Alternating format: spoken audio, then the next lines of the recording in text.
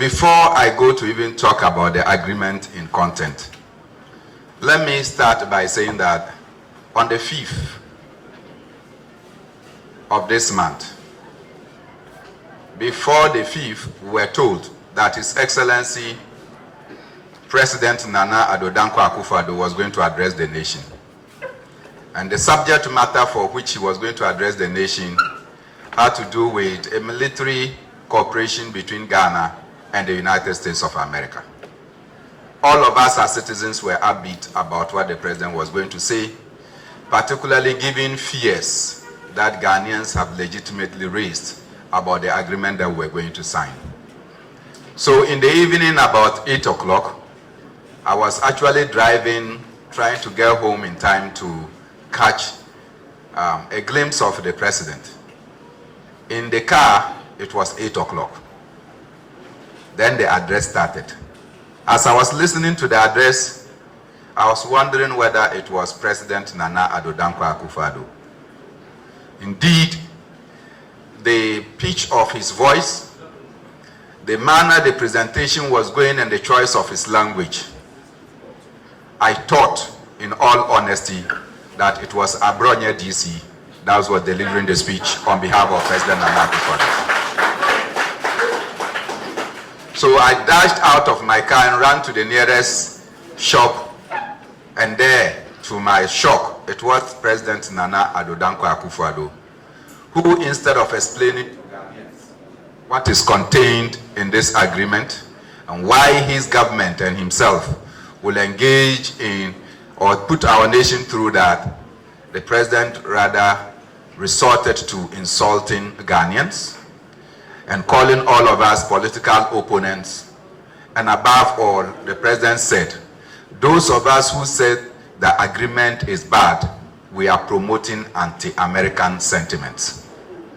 Let me say without any fear, and I will never regret for that statement, that I will at any day, at any point in time and in history, express anti-American sentiment than to express anti-Ghana sentiment.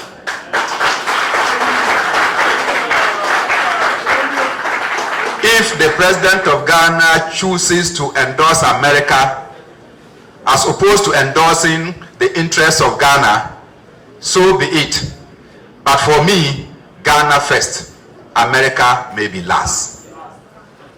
And so the president, what did the president do? All the president said was that those of us who are raising concerns about this agreement, that to every intent and purposes is a bad agreement, an agreement that will not help our nation, but will go a long way to foster the interests of the United States of America, and above all, even subject our country to all manner of threats. That those of us who are saying that this agreement is bad, we do not like America. So it is President Akufo-Addo who likes America. It is President Akufo-Addo and the Minister for Defense who likes America, and President Akufo-Addo and maybe some members of the MPP who likes America and they do not like Ghana. Question is he President of Ghana or President of the United States of America? Which country's interests has he been elected to serve? And above all, when he said all this, he comes to even make the most erroneous pronouncements that any one of us could ever make. The president said that the Americans did not request for a military base, and that Ghana will not give a military base. And because the Americans did not expressly write in the document saying that it's a military base, the president believes him to be true. In spite of the fact that every definition, anywhere you want to look at a military base, is talking about an installation, a facility, a post where military equipment and personnel are stored or are in place and commanded by an officer. So where the Americans are coming to put their equipment, where the American soldiers are coming to be, how will the president describe it? So I liken it to a situation where you offer somebody a parcel of land. The person intends to come and cultivate maize, rear some animals on some portions of it, and do some vegetables, tomatoes, onions, and some pepper. And then because the person did not tell you that he's not doing a farm, you too, you believe that the person is not doing farming. That is what President Akufo-Addo is telling us. Because they are doing the farming, they are planting maize, they are rearing cattle, they are doing vegetables. But the person come and say, I did not ask for a farm. So whatever you are seeing here is not farm. President Nana Akufo-Addo wants us to believe in the logic that the fact that America says they have not requested for a military base, it means that it's not a military base. In any case, assuming that it is not a military base, what is the difference between what our country is entering into and what a military base will be? Is it the case where our Minister for Defense says that the military base, you must have a minimum of 10,000 soldiers, and that if you have 9,999, it is not qualified soldiers? It means it's not yet 10,000, so it's not a military base. But even worse of all in the speech of the president, in my opinion, was the fact that Mr. President said he was outraged. Outraged that Ghanaians will say he is compromising our independence, our integrity, and our national sovereignty. And he wanted us to know how outraged he is. Let Mr. President know that it doesn't matter how his anger has made him to inflate. We don't care. We don't care about the anger of our president. Indeed, we have seen the anger of even popes. And the anger of the Pope or the President of Ghana will not let the sea burn. It will not let the rocks melt. And so, what is this anger? That is not addressing the issues that we are talking about. The issues are simple. Will American soldiers come to Ghana? And that the American soldiers will enjoy rice more than Ghanaians? And above all, they will even enjoy certain liberties that they will not have hitherto even enjoyed in the United States of America. In America, will the American soldier be allowed to drive without a driving license? But they can come to Ghana and drive without a driving license. What it means that they are more citizens of Ghana than they are citizens of the United States of America. They will enjoy certain rights that if they were in America, they couldn't enjoy. The government of Ghana is telling us that, look, an American soldier can come to Ghana. He or she will not be bound by the rules of our DVLA. So if all of us are driving on the right-hand side, and an American comes to Ghana and sees that there is traffic on the road, he or she can decide to jump on the other lane. He becomes a risk unto himself and a risk unto other road users. In the course of that, we can occasion deaths and injuries. Worst of all is that we have signed an agreement that says that anytime there is a dispute, that dispute must be settled in accordance with the United States laws, not Ghana laws. So at the end of the day, if this American decide to do anything harmful to any one of us, we decide to go to court, they will pull out this agreement and say they are not affected by this, and that we have to go to the United States of America. Since I know Patrick Swanta, and I know that where he comes from, he's a poor boy, it's obvious that once Patrick is in some difficulty with an American, what will happen is that you go to the US Embassy first to obtain a visa before you can go to the United States of America. In obtaining a visa, they will ask the reason for which you want to go to the United States of America. You tell them that an American soldier came into Ghana and went onto the wrong road, a side of the road, knocked you down. You are fortunate not to have died, and so you are coming to take a visa to go and try him in the United States of America. So they will be happy to give you a visa to go and try their own. So after you have gotten the visa, who will buy your plane ticket? Who will look for the services of people like James Agalga, who will be lawyers in the United States? Because James cannot just jump to the United States and start practicing. So you have to go and rent the services of a lawyer in the United States of America. And possibly you have to find accommodation to stay as long as the case is going to last. And if you are not lucky, and let's take it that it is an issue that involves homosexuality, And so they come and catch a man and go and lock you somewhere and do what they have to do to you. And you go to that particular state where you are going to try it in the United States of America, and homosexuality is part of their law. Have we gone or we have come? Is it part of our laws? So that alone, to allow Americans to come and trample upon our laws, is a sale of our sovereignty, Mr. President. To allow Americans to come and become more than our laws is more than a sale of our sovereignty, Mr. President. Worst of all, everything that America is bringing into Ghana through their Department of Defense, whether they are buying it from China, they are buying it from Iran, in as long as it is coming from the U.S. Department of Defense, it will enter into our shores without a duty. It is not only things that America will import from America or bring from America, but from any part of the world that they are able to acquire whatever material, they bring it here.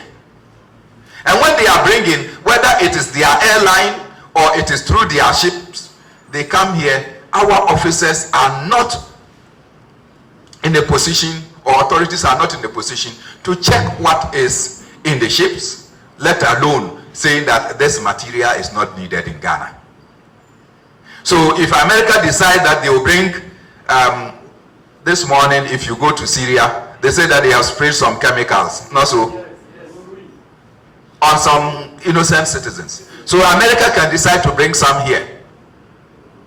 And because maybe they want some confusion between Ghana and Togo, they will go and spray Togolese, and then it will be seen that Ghanaians came into Togo to spray them. Have we not caused conflict by the presence of America here? So we don't get to know what America is bringing into our shores. What they are taking out of our shores, we don't get to know. I am told that Ghana, we have uranium. I don't know where the uranium can be found. But they have American experts who can come and be able to tell the location of our uranium. And since they can carry anything out of Ghana without our knowledge, they can even start to take away our uranium through the ships and through the planes without our knowledge. Because we are not supposed to go in and inspect to see what there is. So they bring everything of theirs into this country.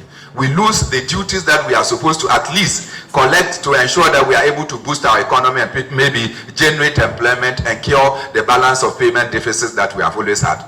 We are unable to do that because President Nana Akufo-Addo has signed and sold off our rights to that of the United States of America. If you go through the agreement, it's even more insulting that wherever the Americans are going to be stationed, Ghanaian soldiers now become watchmen and watchwomen, taking care of the American soldiers. So wherever the Americans are, they can be inside here enjoying themselves, but you have Ghanaian soldiers to take care of the security of the Americans and their equipment. Even where we have joint control of some facilities, the Americans are supposed to have priority advantage over Ghanaians. So if the two of us have to enter here and there is an American, I have to wait for the American to enter before, if there is space, I can enter. This is our country, and we do not have rights to even determine what we want for ourselves. Take the agreement from Article 1 to Article 19, and clause by clause, you see that Ghana gains 0. There is nothing that the Americans are going to do for Ghana in exchange for all these liberties that we are going to provide for the United States of America. Nothing is spelled out in this. So the question we ask is, why is our president so committed to signing an agreement that we do not know? Is it the case that the recent visit of some American doctors to come and help the Rebecca Foundation is the reason for which we can give out all these to the Americans? And when we say, Mr. President, this is not acceptable, Mr. President said no. Those of us who are saying that this is a bad law, we are expressing anti-American sentiments. How can this be reasonable? So we assume we are expressing anti-American sentiments. And when we even go further to talk, you have them coming to say that after all, the thing has been taken to Parliament and it has been ratified. And having been ratified, we can't do anything about it. They lie. The bond of 1844 was an agreement that was ratified and became part of our laws, which subjected us to colonialism. Did we say because it was a law, we kept quiet and mute? We struggled in order to overthrow that bond to ensure that we saved ourselves and got independence, which independence has enabled Akufo-Addo to become president. So in similar vein, we will oppose this particular agreement because it compromises our dignity as a nation, it compromises our sovereignty, and above all, it takes our economic and social rights from us and places that at the doorsteps of citizens of the United States of America. So I think that this struggle is not about the anger of the president. Indeed, Mr. President did not answer the question. This struggle is not about whether in the past some agreements were signed or not. Indeed, I heard the president say that 1998, 2003, 2015, we signed similar agreements. So what? If we were ignorant of the fact that we were consuming poison in 1998, in 2003 and 2015, and now we are waking that, look, we are consuming poison, is Mr. President suggesting that we should continue to consume poison? In any case, if it is the case that his predecessors were engaged in doing something that was wrong, is it competence enough on his part to come and upgrade on those wrongs? Will Mr. President come and continue the wrongdoings simply because wrong was done in the past? And this argument of Mr. President is trying to be more opened. That is the reason why they subjected this to Parliament. It is not true and is incorrect. Indeed, all of us know that President Rawlings, maybe in 1998, when he passed or signed that agreement, he thought that he did the right thing by signing the agreement and leaving it at that level and not taking it to Parliament. When President Kufuor did his, he thought that he had done his part. And of course, in 2015, when President Mahama signed, through the Minister for Foreign Affairs, in his honest belief, he thought he was doing the right thing. It was not until we had the case of the Gidmo II that the Nana Akufo-Addo and his team said, no, this issue needed to have gone to Parliament. They inspired two gentlemen, one of whom is contesting to become National Youth Organizer of the party, to go to court to compel that the agreement must go to Parliament. And indeed, the court ruled in their favor that the agreement of the Gidmo II ought to have gone to Parliament because it's an international agreement. And that if the agreement is not taken to Parliament, those two persons should be expelled from Ghana. Eventually, what happened?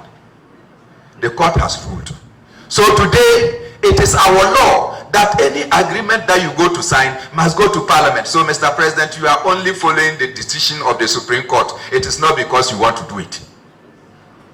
So taking that to Parliament is not to say that you are open. How can you be open about something when you are not willing to even amend the most inimical aspect of that particular clause, agreement? And anytime anyone says something, you say your predecessor did something. So what was the need for the change that we cried for as a people? We changed from what? Color TV. From color TV to what?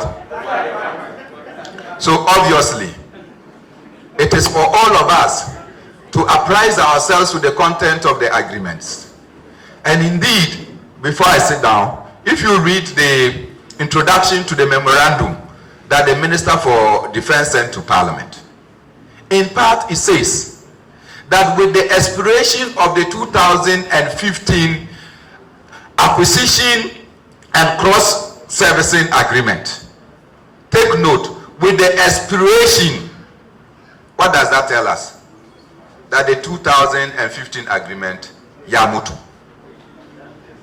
No, so it means the 2015 agreement is no more in existence or in operation. That is the reason why we have to do this. So if it is no more in operation, how come that all the justification that our president and his team are engaged in is that we sign something that is already expired today? There is something we don't know. I have not seen anywhere in the agreement of a $20 million. It is the US ambassador, collaborated by the Minister for Defense, who said that we are going to have 20 million investment. And that 20 million investment is what President Nana Akufo-Addo claimed to be angry about. If you are angry, go and attack the US ambassador for telling us. If you are angry, go and tell your Minister for Defense. Why should you turn your anger on innocent Ghanaians who are only saying that right must be done to Ghana? Thank you so much. Thank you, Mr.